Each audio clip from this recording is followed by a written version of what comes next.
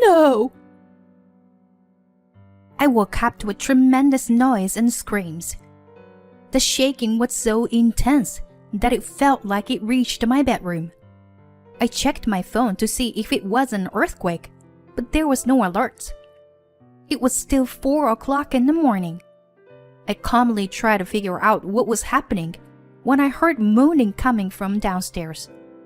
I rushed to the source of the sound and found my mother-in-law collapsed near the staircase, with a wine bottle lying beside her. I quickly understand what had happened. My mother-in-law always looked down on me as an uneducated and worthless daughter-in-law, and she drank until she passed out. She must have slipped on an empty wine bottle, lost her footing, and tumbled down the stairs. While I was in shock, my mother-in-law spoke to me in an intimidating voice. Hey, what are you doing? You're really useless. Stop dawdling and call an ambulance. Don't you understand the situation? I might have broken a bone. I'm sweating bullets. Hurry up. I panicked and quickly went to get my phone. As I grabbed it, I suddenly realized something. Could it be... My name is Katie. I am a housewife like anyone else. I got married to Tom a few years ago. I met my husband Tim at work. We didn't interact much while I was still at the company, but he approached me when I moved to a different building. We started dating from there, got married, and now here we are. Living with Tim was not flashy, but we were filled with small daily happiness. However, something happened that brought an end to those days. Tim's father, my father-in-law, passed away from a heart attack. He had never had any illnesses before and was in perfect health. No one had expected him to suddenly pass away, so it was a tremendous shock. Tim and my mother-in-law were visibly distressed. I couldn't leave my mother-in-law alone in that state. So after the funeral, Tim and I started living with her. However, my mother-in-law had some twisted characteristics. When we first started living together, she said, "Thank you for living with me." I couldn't even imagine how she must have felt, having been left alone so suddenly. That's why I was determined to support her as much as possible, so that she could heal soon. As time passed, she started smiling more, and she began to regain her strength little by little. But then, an incident occurred during a dinner conversation. We were discussing something we saw on TV, when my mother-in-law laughed at me, as if she was making fun of me. I think it was about some art pieces or something trivial. Apparently, my comment wasn't accurate, and she said, "Oh my, Katie, did you really say that?" I've heard that some people make mistakes, but I never thought there could be someone who actually did. At the time, we all laughed it off. But later on, my mother-in-law began to pry into my educational background. What's your highest level of education? Did you study science or humanities? What were your grades like? To be honest, I only graduated from high school, and my grades weren't particularly outstanding. I was always in the middle of the pack. The high school I attended wasn't an elite school either, just an ordinary public high school. When my mother-in-law heard this, she looked down on me and made a condescending laugh. If only I had asked about your educational background before you got married. Since you were the woman my son brought, I thought you must have graduated from at least a university. But to think you only have a high school diploma. I was a bit annoyed, but I tried my best not to show it on my face and endured it. From what I heard, my mother-in-law, as well as my late father-in-law, graduated from a famous university that everyone has heard of. Well, from their point of view, I must have been low educated. However, once you become a member of society, your educational background isn't everything. Your character is tested in countless situations. But ever since then, my mother-in-law's catchphrase for me has been, "This is why high school graduates aren't good enough." She always found something to belittle me about, like how I calculate the cost of shopping, or my knowledge of current events in politics and economics. Her criticism about my low education even extended to things like not liking my cooking or how I do my cleaning and laundry. Why can't you understand what I'm saying? Oh, right. You only graduated from high school, so you can't even understand words properly. It's really pitiful to have no education like you. Every time she said something like that, I wanted to retort. But whenever I showed even a hint of opposition, my mother-in-law would say something like this. Are you saying that to me, who has been grieving for my husband? Do you have any empathy? After being told this, I couldn't say anything anymore. However, these kinds of days continued, and I was nearing my mental limit. I thought about asking my husband to talk to his mother for me. The first time I confided in him, he said to me, "Katie, it's not your fault. Leave it to me." I wonder how much of those words of him meant to me. As promised by my husband, the bullying from my mother-in-law stopped for a while. But after a few weeks, my mother-in-law started to take out her anger on me even worse than before. Since she was upset about being reprimanded by Tim, she didn't just criticize my cooking, but also threw away everything I put on the dinner table right in front of me. I keep telling you that your cooking is terrible, didn't I? Why don't you understand? I've been telling you over and over again, so why don't you get it? When she was in a bad mood, she would even say things like this. You can't even cook. Yet you want to take my son away from me? This low-educated, immoral woman. Do you have any morals at all? My mother-in-law was beyond reason. Whatever I did, it seemed that nothing was to her liking. As her abusive words became more intense, I turned to my husband for advice more and more frequently. But this time, I had started to speak up against her insults to some extent. Please don't judge me, based on my education alone. But no matter what I say, it doesn't seem to have any effect on my mother-in-law. My husband tried to talk to her and calm her down several times. But yesterday, he finally said something like this. Hey, if Mom is saying those things, maybe the problem is with you, Katie. I admit that Mom is being hard on you, but maybe it's because you don't understand things properly. If that's the case, then it's pointless for me to try to help you. You should handle it on your own. Meanwhile, my husband has been spending less and less time at home. He says he's busy with work, but he's probably just tired of being caught up in our fights. As a result, I'm becoming more and more isolated from my family. The harassment is only getting worse. My mother-in-law's swearing has become more frequent, possibly due to her drinking. She didn't drink as much when my father-in-law was alive, but now she seemed to be using alcohol to cope with her loss, drinking every day in her upstairs room. I'm constantly being summoned like a servant, being told to bring ice, dispose the empty bottles, and prepare snacks for her drinking sessions. As a result, my sleeping schedule is getting later and later. However, my husband also comes home late at night more often. He smells of alcohol and perfume just like my mother-in-law. Day after day, I'm being bullied by my mother-in-law and abandoned by my husband. And my mental state is finally reaching its limit. On this day, just like any other, my mother-in-law went back to her room after dinner to start drinking again.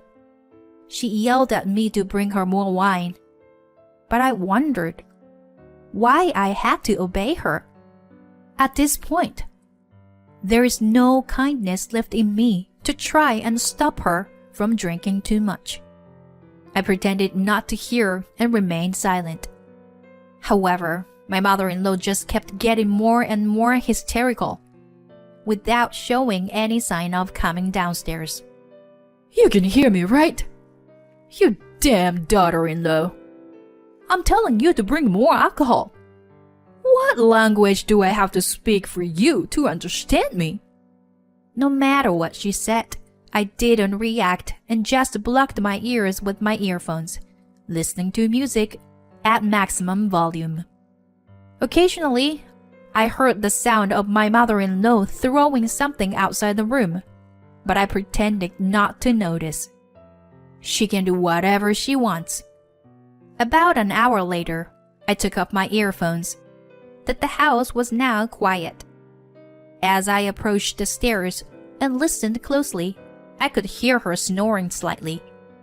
Maybe if I didn't do anything, she would just pass out and go to sleep. In the end, she just wants to use me conveniently by finding excuses for everything. That's all there is to it. If this is how it's going to be, then, starting tomorrow, I will ignore my mother-in-law's calls. I just have to endure a few more unpleasant days. The next morning, No! I woke up to the sound of a loud crash and a scream, as if the room was shaking. At first, I thought it might be an earthquake, but after looking around, I realized that wasn't the case. Instead, I heard groaning coming from nearby.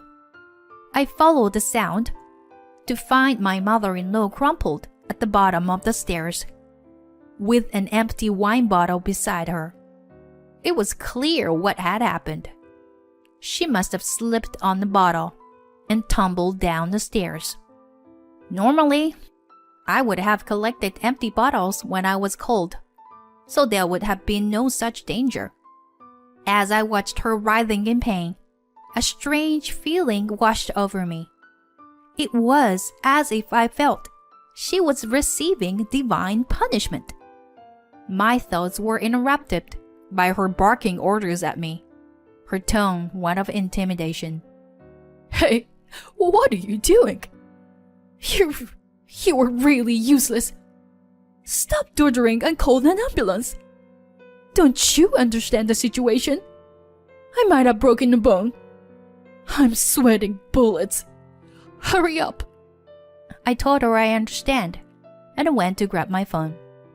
As I did, I had a sudden idea. A few minutes later, I returned to my mother-in-law's side. Hey, how long do you think it'll take for the ambulance to come? She was pale-faced and sweating profusely, writhing in agony. But there was something I had to tell her. My mother-in-law was waiting for me to speak. I'm sorry, I don't understand your language very well, so I can't call an ambulance. What? My mother-in-law looked at me, perplexed and confused about what was happening. But then, she quickly regained her composure and started yelling at me. What are you joking around? At a time like this? Don't you understand this is no laughing matter? My whole body hurts. It could be life-threatening. Don't you understand my pain? You stupid daughter-in-law. I'm sorry. I'm not very smart. I don't understand. I don't know what to say. I'm sorry. I can't do it. I continued speaking in broken and unintelligent sentences. My mother-in-law started to worry that I wasn't going to call an ambulance after all. Her tone softened as she started to stumble over her words. No, I mean, I need an ambulance. So, Katie...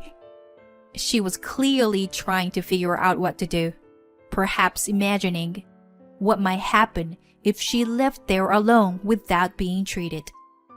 Finally, my mother-in-law began to cry and plead with me to call an ambulance. Katie, I'm sorry. It was all my fault. I apologize for treating you so badly all this time. I won't make fun of you anymore. So, please, I still want to live. My mother-in-law cried and wailed.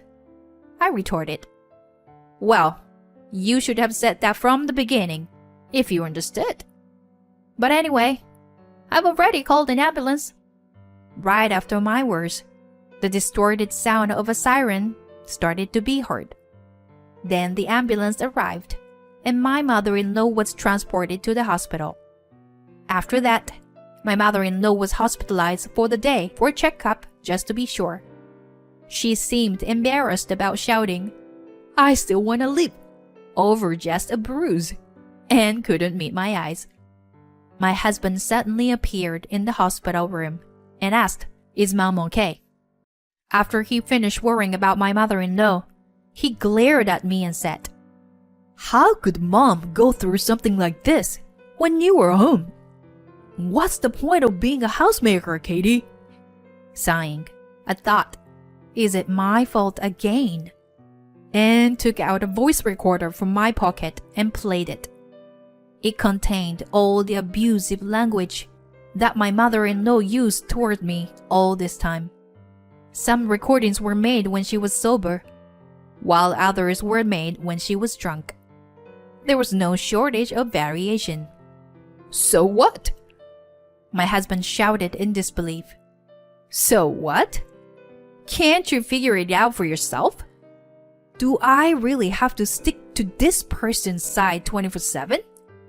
Hell no. I endured your mother's verbal abuse all this time. Besides, her injury was our own fault to begin with. Did you know that your mother is an alcoholic? Of course you didn't know, right? You were never home.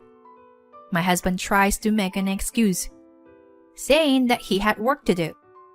Don't you lie to me. You were probably sleeping around with some woman named Sarah, right? Why do you know that? There is a fool who hardly ever comes home.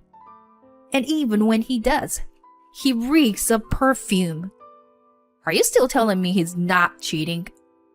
When I became convinced of his infidelity, I immediately hired a private investigator.